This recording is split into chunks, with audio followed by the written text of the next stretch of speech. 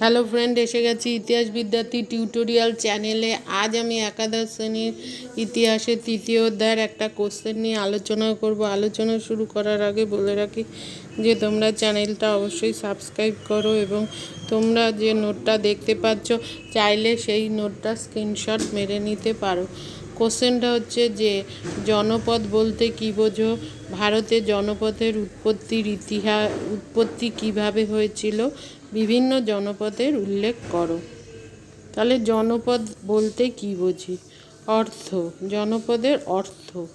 প্রাচীন ভারতে বৈদিক যুগের প্রথম দিকে 1500 থেকে 600 খ্রিস্টপূর্বাব্দ বিভিন্ন ক্ষুদ্র ক্ষুদ্র রাষ্ট্র গড়ে উঠতে শুরু করে। এইগুলিকে বলা হয় জনপদ।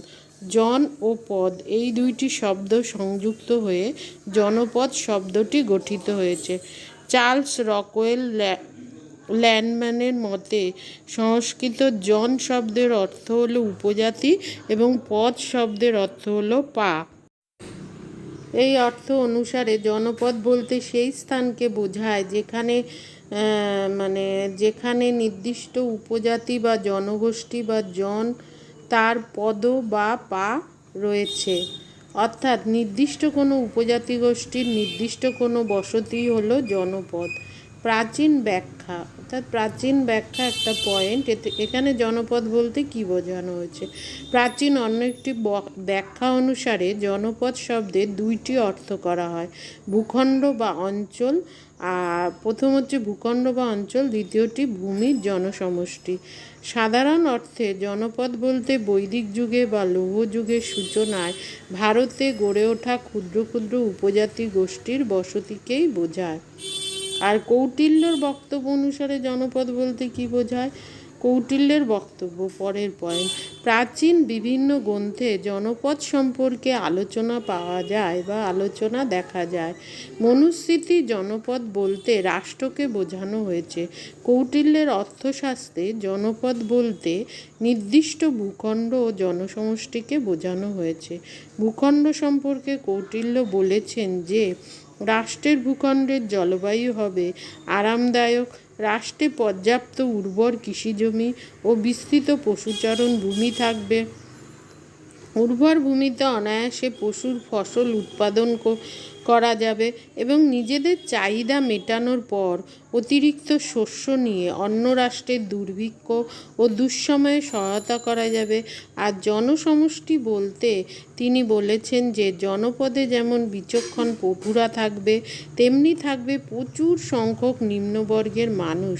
তাছাড়া জনপদে প্রচুর পরিশ্রমী কৃষক থাকবে এবং তাদের কর প্রদানের চাপ ও শাস্তি সহ্য করার ক্ষমতা থাকতে হবে।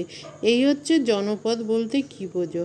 আর পরেরটা কি? ভারতে জনপদের উৎপত্তি কিভাবে হয়েছিল? উৎপত্তি, পরের পয়েন্ট। 1. আর্যদের আগমন বা বসতি বিস্তার। বিভিন্ন কারণে এই জনপদের উৎপত্তি হয়েছিল। প্রথম হচ্ছে 1. আর্যদের আগমন ও বসতি বিস্তার। আনুমানিক খ্রিস্টপূর্ব 1500 অব্দে বহিরাগত আর্যরা ভারতে প্রবেশ করে। প্রথম পর্বে তারা উত্তর পশ্চিম ভারতের সপ্তসিন্ধু অঞ্চলে বসতি গড়ে তোলে। সময়ের সঙ্গে সঙ্গে আর্য সমাজে জনসংখ্যা বৃদ্ধি পেলে তাদের সামাজিক কাঠামোতে পরিবর্তন আসে। আর্য সমাজে কয়েকটি পরিবার নিয়ে একটি গোত্র, কয়েকটি গোত্র নিয়ে একটি গ্রাম, কয়েকটি গ্রাম নিয়ে একটি বিশ এবং কয়েকটি বিশ নিয়ে একটি জন গড়ে ওঠে। এই সময় জন নামে ভূখণ্ডকে ঘিরে আর্যদের জীবনধারা আবর্তিত হতো। সমকালীন বিভিন্ন বৈদিক সাহিত্যে জন নামে আর্যদের বসতির উল্লেখ পাওয়া যায়। এই সময় আর্যরা অর্ধযাযাবর জীবন অতিবাহিত করত। দ্বিতীয় কি? গোষ্ঠীতে গোষ্ঠীতে সংঘর্ষ। ক্রমে গরু, ভেড়া, তৃণভূমি প্রভৃতির দখলকে কেন্দ্র করে বিভিন্ন আর্য উপজাতি গোষ্ঠী নিজেদের মধ্যে অথবা অনার্য উপগোষ্ঠীর মধ্যে সংঘর্ষে জড়িয়ে পড়ত।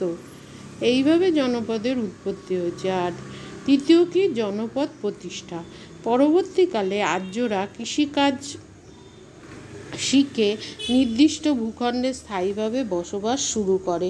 তারা লোহার হাতিয়ারের সাহায্যে তাদের বসতি অঞ্চলের বন জঙ্গল কেটে কৃষিজমি উদ্ধার করে। লাঙলে লোহার ফলা ব্যবহারের ফলে কৃষি উৎপাদন বৃদ্ধি পায়। এর জন্য সেই অঞ্চলে জনসংখ্যা বৃদ্ধি পায় এবং বসতির প্রসার ঘটে। এইভাবে বিভিন্ন জনগুলির আয়তন বৃদ্ধি পেয়ে জনপদ প্রতিষ্ঠিত হয়। মহাকাব্যের যুগে 1000 থেকে 600 খ্রিস্টপূর্বাব্দ ভারতের জনপদগুলির চূড়ান্ত বিকাশ লক্ষ্য করা যায়। অর্থাৎ বৈদিক সভ্যতার সূচনালগ্নে জনগুলি মহাকাব্যের যুগে জনপদ হিসাবে আত্মপ্রকাশ করে। আর পরেরটা কি? জনপদীন বা রাজার উদ্ভব। জনপদের বাসিন্দাদের নিয়ন্ত্রণ ও ঐক্য বজায় রাখতে আর্য সমাজের নেতার উদ্ভব ঘটে। এই নেতা ক্রমে উপজাতি গোষ্ঠীর সামরিক নেতায় পরিণত হয়।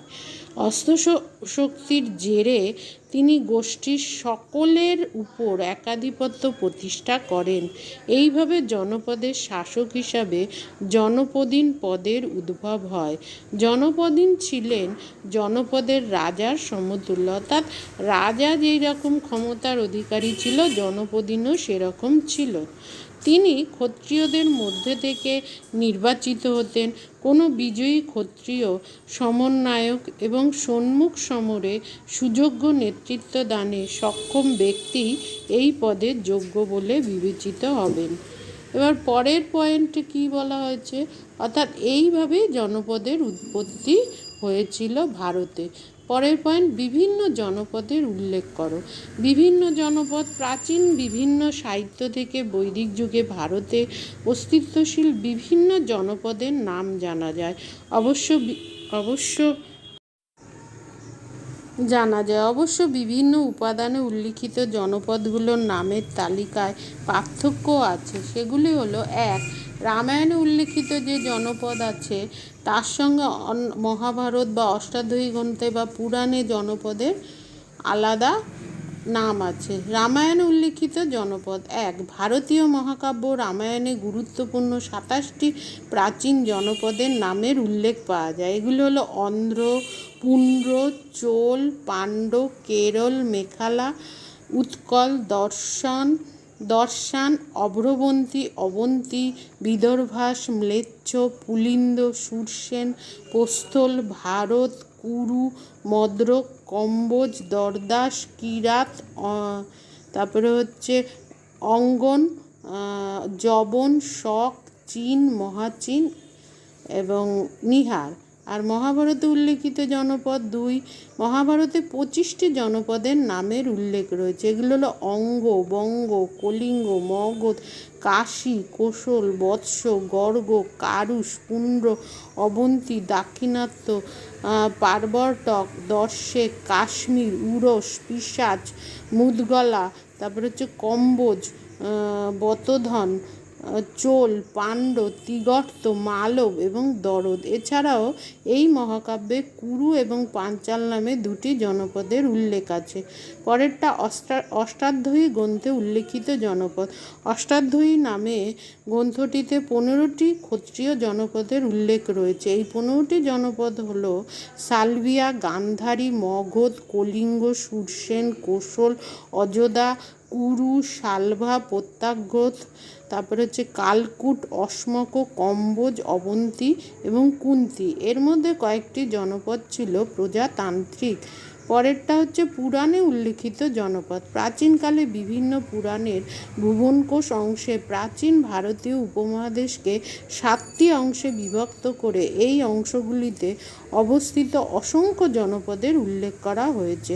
সবশেষে বলা যায় এই ক্ষুদ্র জনপদগুলি সর্বদা নিজেদের মধ্যে সংঘর্ষে লিপ্ত থেকে নিজেদের শক্তি ক্ষয় করত।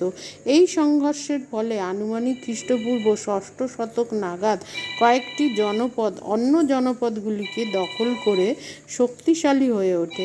এইভাবে একাধিক জনপদ সংযুক্ত হয়ে অপেক্ষাকৃত বড় রাষ্ট্র গড়ে উঠলে বহু জনপদের অবলুপ্তি ঘটে। একাধিক জনপদ ঐক্যবদ্ধ হয়ে গড়ে ওঠা এইসব বড় ভূখণ্ডগুলিকে বৌদ্ধ শাস্ত্রে মহাজনপদ বলে উল্লেখ করা হয়েছে। তাহলে তোমরা এটা পারলে পড়ো। আজ আসি, দেখা হচ্ছে পরবর্তী ভিডিওতে। Take care, bye. ভালো দেখো, সাবধানে দেখো এবং অবশ্যই সাবস্ক্রাইব করো। ভালো লাগলে লাইক, শেয়ার, কমেন্ট করো এবং নোটিফিকেশন বেলটা অন করে দিও, যাতে আমাদের ভিডিও আপলোড হলেই সবার প্রথম তোমাদের কাছে গিয়ে পৌঁছায়। তাহলে অবশ্যই সাবস্ক্রাইব করো এবং দেখা হচ্ছে পরবর্তী ভিডিওতে। Take care, by.